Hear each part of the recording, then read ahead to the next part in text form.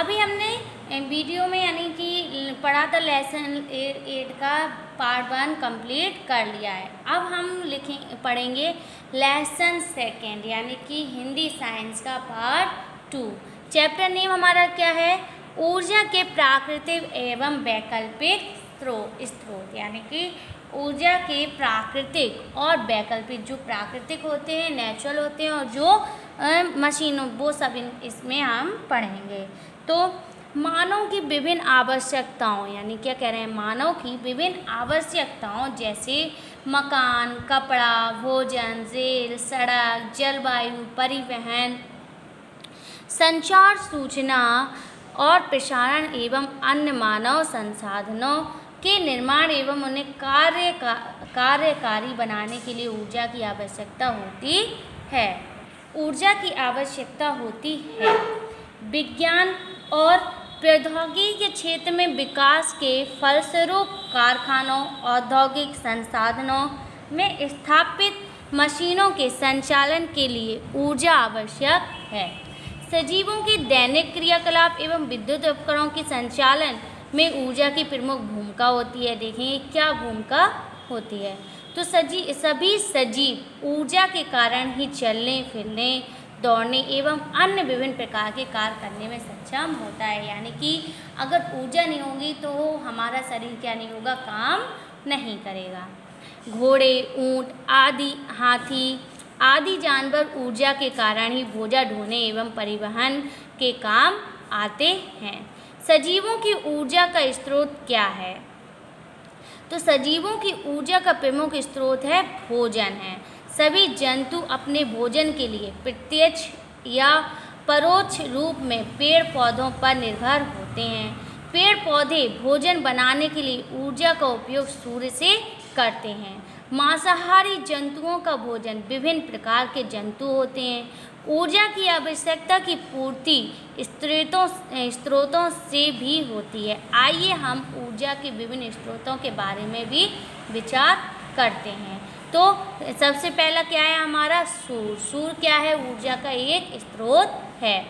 क्रियाकलाप 2.1 दी गई है। देखेंगे क्रियाकलाप 2.1 में हमें क्या दिया है।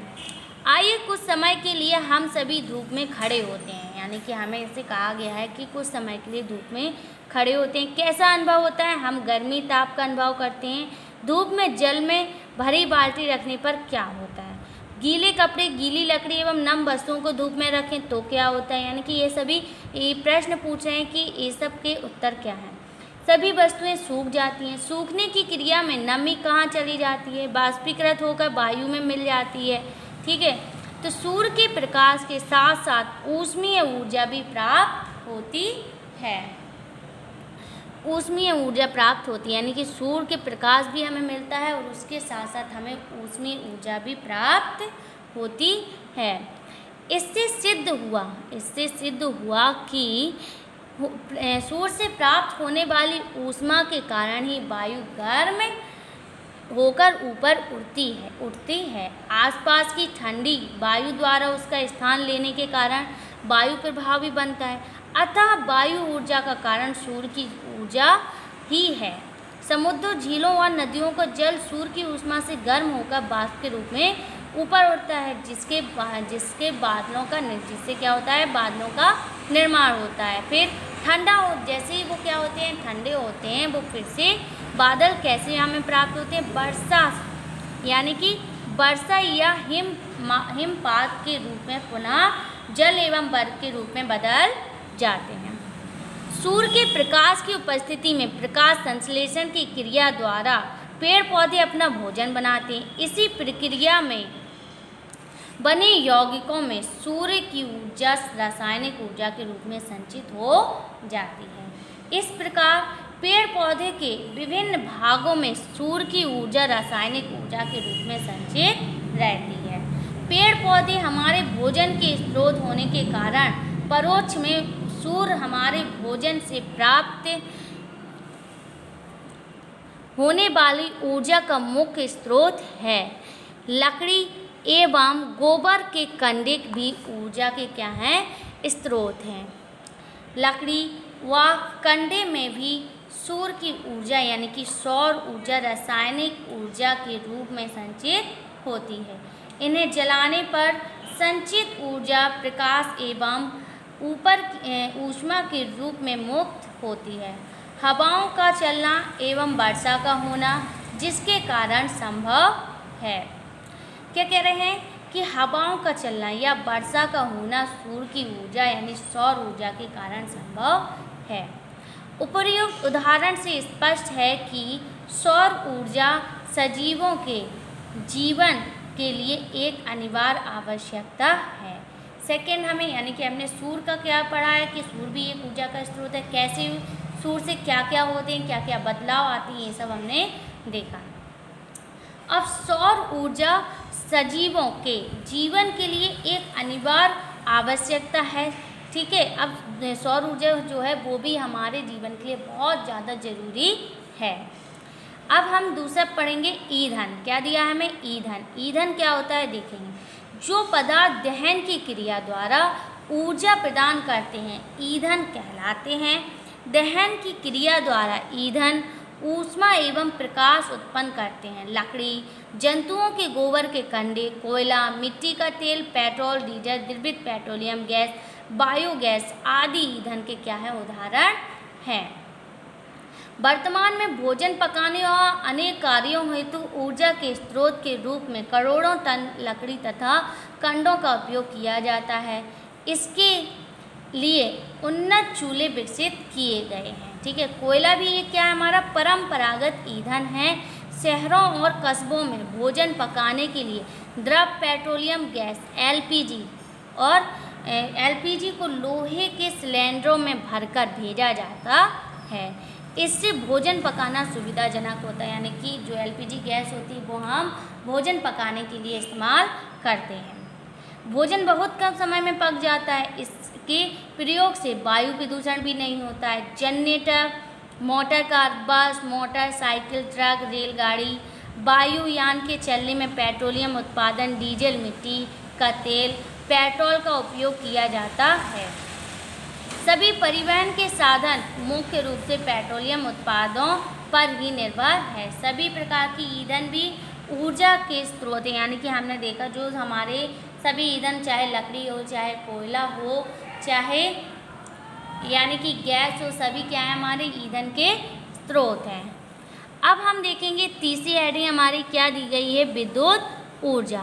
विद्युत ऊर्जा क्या होता है देखेंगे। विद्युत ऊर्जा क्या होता है तो विद्युत ऊर्जा घरों दफ्तरों में प्रकाश उत्पन्न करने में, कारखानों में मशीनों को चलाने में, पंखा, फ्रिज, टीवी, कूलर आदि में किस प्रकार की ऊर्जा का उपयोग होता है। विद्युत ऊर्जा का उपयोग किया जाता है। ताप विद्युत पावर प्लांट, जल विद्युत पावर प्लांट, नाभिकीय ऊर्जा पावर प्लांट से विद्युत ऊर्जा प्राप्त होती है। ये पावर प्लांट विद्युत ऊर्जा उत्पन्न करने के लिए विभिन्न प्रकार की ऊर्जा उपयोग करते हैं। इनमें कोयले तथा डीजल की रासायनिक ऊर्जा, बहते जल तथा पवन की गतिज ऊर्जा, नाव के विखंडन से उत्पन्न ऊर्जा जैसे ऊर्जा स्रोतों का उपयोग करते हैं। आधुनिक प्रौद्योगिकी संसाधनों में भी विभिन्न प्रकार की मशीनों को चलाने में, रेलगाड़ी के इंजन को चलाने में, किसी सिंचाई के लिए उपयोग में आने वाले नलकूप, मोटरों में तथा सूचना प्रौद्योगिकी की विभिन्न मशीनों को चलाने में विद्युत ऊर्जा का उपयोग अत्यधिक मात्रा में किया जा रहा है। दैनिक जीवन की विभिन्न आवश्यकताओं एवं क्रियाकलापों में ऊर्जा आपूर्ति का प्रमुख स्रोत ऊर्जा है। तो क्या कह रहे हैं, जो विद्युत ऊर्जा है वो भी ऊर्जा का एक प्रमुख स्रोत है।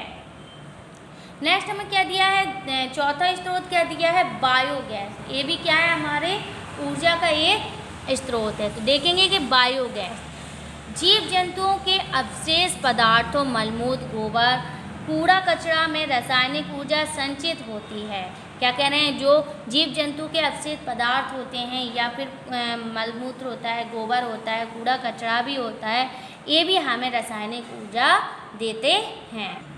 गोबर को सुखाकर उसे जलाने से में मुख्यतः ऊष्मा के रूप में ऊर्जा उत्पन्न होती है तथा धुआं भी अधिक मात्रा में उत्पन्न होता है। जिसके वायुमंडल में प्रदूषण भी क्या होता है, बढ़ता है। अतः कंडों का उपयोग यथासंभव कम किया जाना चाहिए। इसलिए कह रहे हैं जो कंडे होते हैं वो क्या करते हैं, प्रदूषण फैलाते हैं, इसलिए हमें इनका उपयोग कम से कम करना चाहिए।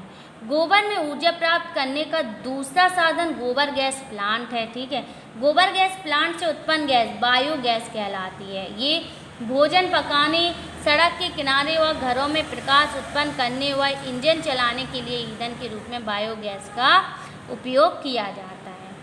भारत में बहुत अधिक संख्याओं में बायोगैस संयंत्र स्थापित किए जा चुके हैं। गोबर, मलमूत्र व कृषि उपयोगी पदार्थों का उपयोग बायोगैस उत्पन्न करने में किया जाए तो अधिकतम गांवों में क्या होता है, ऊर्जा की कमी की पूर्ति संभव हो सकती है। तो क्या कह रहे हैं, जो गोबर, मलमूत्र व कृषि अनुपयोगी पदार्थों का उपयोग बायोगैस उत्पन्न कराने के लिए किया जाए तो गांव में भी जो ऊर्जा की कमी है उनकी भी पूर्ति संभव हो सकती है। मलमूत्र, गोबर आदि भी ऊर्जा के स्रोत हैं। तो जो यानी कि जानवरों से जो हमारा उनका वेस्ट प्रोडक्ट होता है, यानी कि जो गोबर होता है या मलमूत्र होता है या कूड़ा कचरा होता है, ये भी क्या होता है, ऊर्जा का एक स्रोत है। जब हम इनको मलमूत्र, गोबर आदि भी क्या है, ऊर्जा के स्रोत है। जब हम इनको जलाते हैं तो ये भी एक ऊर्जा के स्रोत हैं।